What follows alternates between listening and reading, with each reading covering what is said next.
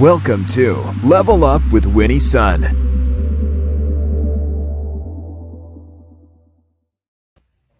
Well, thank you so much for tuning in today. Happy Thursday, and how are you? If you're joining us on the replay, a quick hello, and do me a favor, including comments where replay, so I'll make sure to catch your view because I love to see you joining us.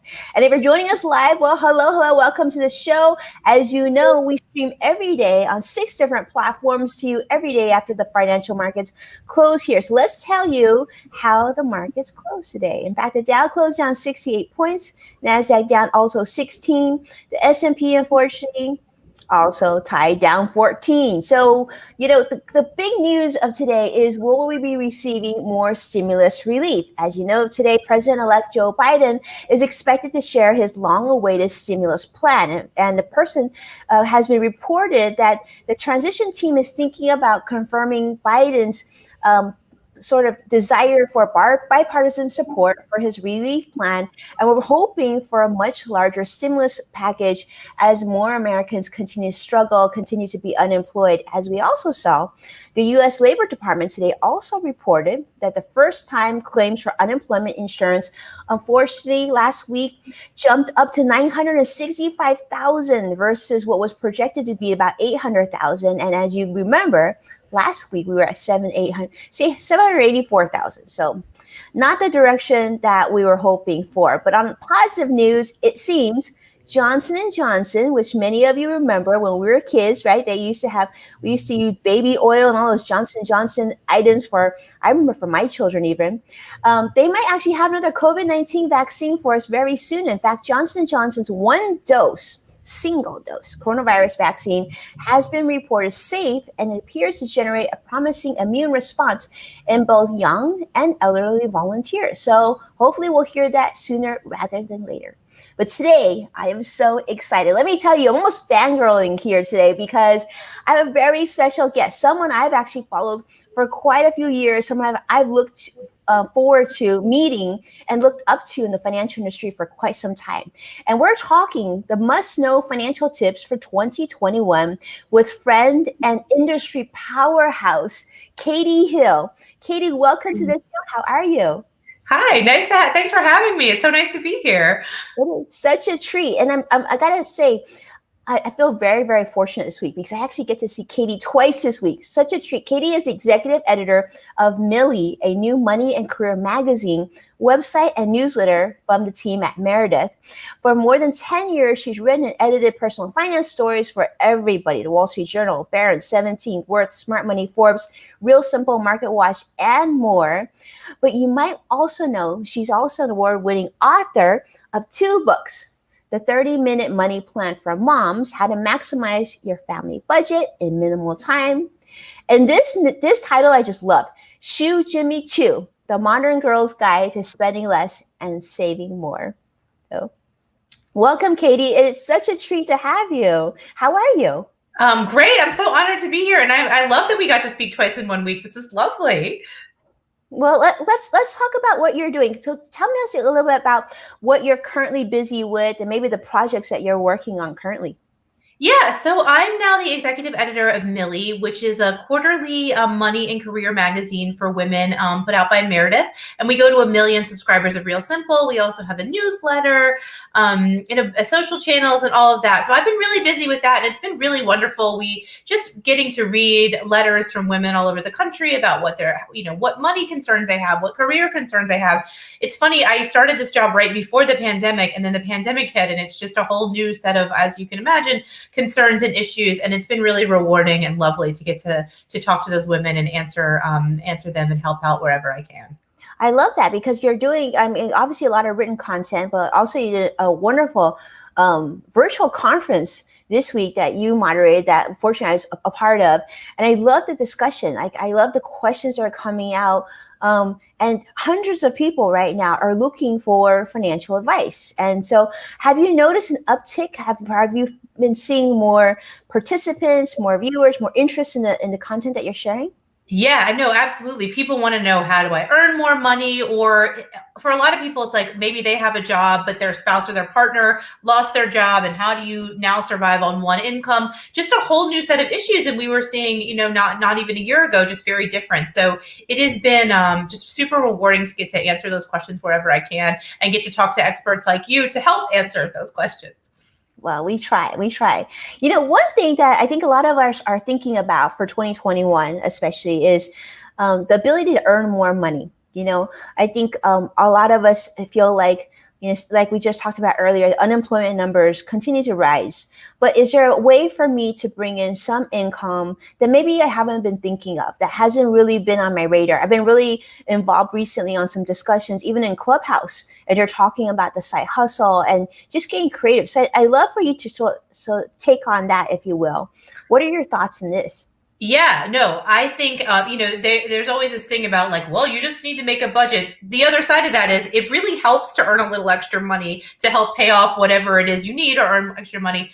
I mean, there's simple sites like TaskRabbit. I also just think reaching out, sounds so simple, but I think people forget about it. Reaching out on your social networks to say, hey, does anyone need a pet sitter or a dog walker, or like just things that you can do in your spare time? And it's so much easier often to get the gig when you know the people. So it's your neighbors or it's your friends or people that you know. So something is, I would call it low tech. There's no app involved other than just, your old social media, or even just picking up the phone and asking a friend to ask their friends or something like that. But I absolutely think it makes it so much easier to deal with money issues when there is a little bit more money coming in. I love that. Thank you, Catey. So I see Lena's joining us from Periscope. Carlos is joining from Facebook. We see Joshua joining us from YouTube. For those of you who are joining us live, do know that we're monitoring your comments as well. So if you have any other maybe side business or income generating ideas, feel free to share them. I love what Catey said. It's sort of that low tech. If you know someone that needs help, like even around the holidays, I saw so many people who, maybe wanted to put up Christmas lights or holiday decorations, but just didn't have the energy to, right? Maybe they're just thinking that wasn't an availability to them anymore. I'm sure if one of my kids were a little bit older and they said, you know what, let me put up the lights for you, that'd be a way to generate some money. So maybe we need to go back to low tech and get creative and figuring out how we can make some money. And if there's something that's worked well for you and you want to share that with our audience, we would love to hear. The other thing, Catey, is you talked about getting out of debt. This is sort of a big issue. And I know we discussed this on your panel this week as well. A lot of people are still dealing with a lot of debt, whether it be student debt, credit card debt, mortgage. And I know you've actually written some great books that actually tackle some of these issues too. Do you have any thoughts with the pandemic? Are there other ways to tackle debt? Yeah, the tried and true often works, but I'll say this is like the number one question we get when people ask us about money at Millie, when people are writing in. It's always like, I have all these different kinds of debt, not just one. So it's like, I got my student loans and, and I have my credit cards. And so there's often like so many different kinds. And I've heard some success from people. I know the traditional advice, which is the most cost effective, is list your debts out, highest interest rate all the way down to lowest interest rate, pay as much as you can on the highest interest rate, and then the minimums on all others until it's done. I've also heard from people who've had a lot of success with, if you have a little small debt, and really pay that off quickly to get that kind of victory coming in, and I've heard a lot of success from people feeling like, okay, I did something, I paid that little one off, and even though it might not be the highest interest rate, they really felt psychologically that helps them move forward. So I always try to mention that too when we're talking about debt, that for some people that little victory is what they need to kind of keep going. That's true. I think that's true. I think what you're saying is so important.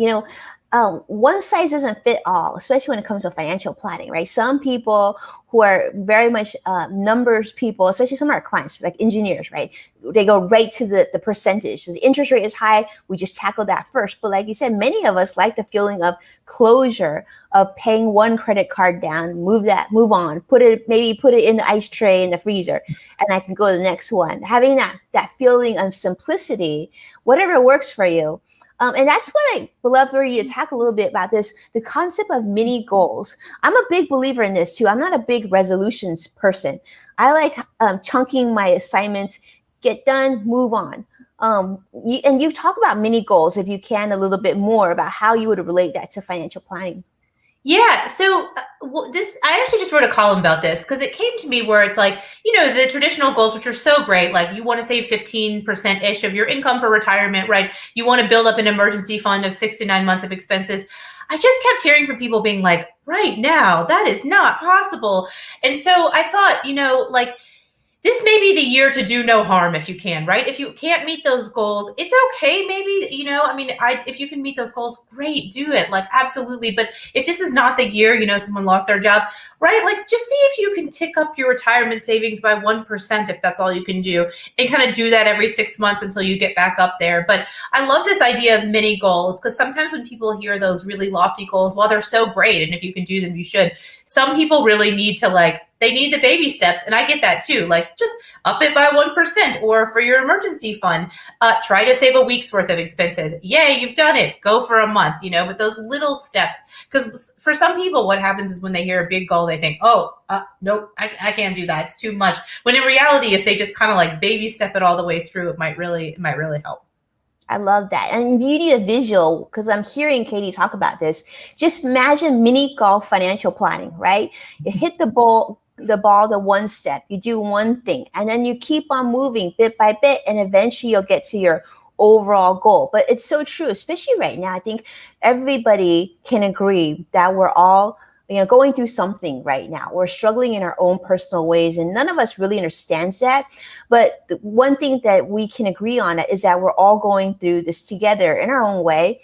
And this isn't the time to beat yourself up if you can't meet that financial goal. If you can't fund your emergency fund in whole right now, it's going to be okay. The most important thing is you're safe, you have your loved ones, and we get through this process together.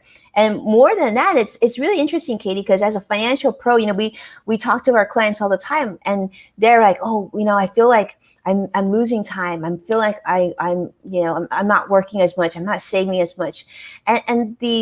I wonder how this is going to affect us as a population long term. I don't know the answer. Obviously, we've already heard that Social Security is probably going to get pushed back for those who aren't collecting yet. But I think the key thing here is to give yourself a little bit of a break. And yeah. Right? I couldn't agree more. It's like this, and even if you're doing okay financially, for a lot of people, like I have 2 young kids too, right? It's like you don't have time exactly to deal with it, because you're like, but I'm homeschooling them and my financial goals, and so I think there's a lot of things going on with a lot of people. I just wanted to underscore, do the best you can right now, like we all are. I loved what you just said, right? Like, just try your best, and it's okay. Like, this is not the time to beat yourself up. This is not the time to be yourself. Absolutely. And I know it's like, I never thought we would be homeschooling kids right now. It's bananas. And I feel bad for them too. I'm like, I'm not a teacher. I'm not good at it. It got to a point, Catey, it's so funny. It got to a point, my little one goes, Mom, when's, like, we were during winter break. He's like, when's school starting again? I'm like, in a couple of days. Usually they'd be like, I love winter break. And I miss school. It's kind of boring without school. I know. Where are my friends? I miss school. What am I learning? Yeah. I don't know. Yeah, well, we'll see what happens. Well, I love this discussion because I think we need to continue to have this reminder that we're going through this together and we're going to get through this process. And people always ask me financial books that they would recommend. So I definitely want to, those of you who are watching, definitely check out Catey's website, because those are 2 books that you might want to check out that would probably be very helpful, especially the one for moms. I think is really interesting because a lot of parents out there can relate how overwhelming, juggling kids and a budget can be. So 30 minutes, I think we can all afford that.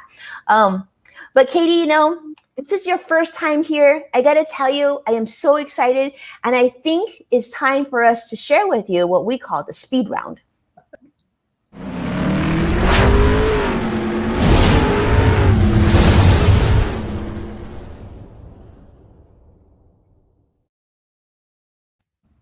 Now, CrossX Fighter, who joins us on YouTube, has made a comment that he thinks that I like fast cars because of that.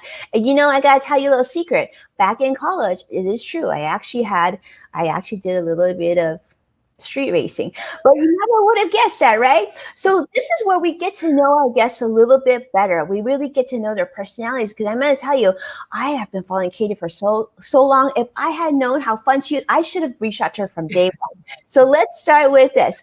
Catey, what is the best financial advice that you've ever received? So it wasn't advice exactly, but it was, I went to go, I was working at Forbes and I got promoted to be their financial marketing manager. And I thought, oh my God, I am going to get fired. I know nothing about money. and I just kept sitting in meetings where I didn't know things.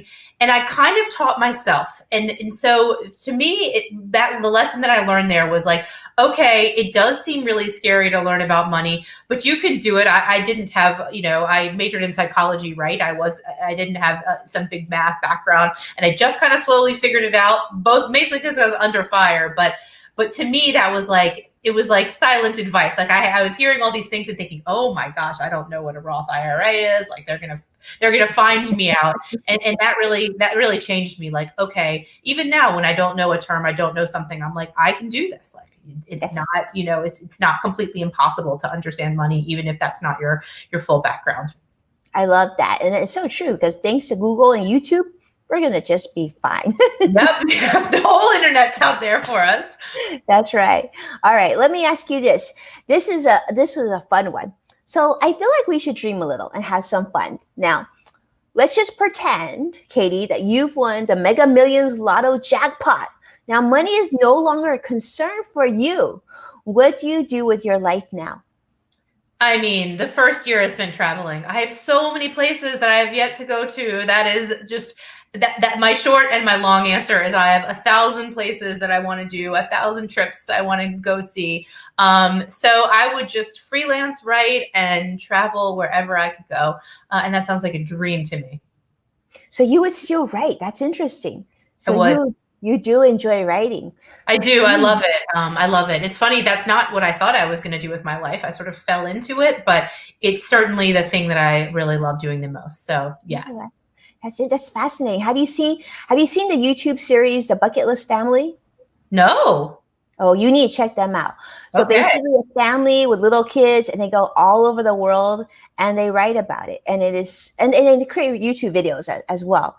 But goodness, that's what I would love to do with my kids. Do they need an adopted child? Because I know, adopted cousin. I'm like, I'll go with you. Exactly. I love it. Well, thank you so much, Catey, for your generous shares and just being there and being just a wonderful human and being here and sharing with us. And thank you all of you for tuning in to our live stream as we meet people like Catey who are in the trenches. She is definitely a mountain mover and getting stuff done. And we talk trending and real stories that you can use. Thank you so much for watching, supporting our program, and most importantly, for sharing the show with those that you love. Be well, and I can't wait to see you again tomorrow. Take care now.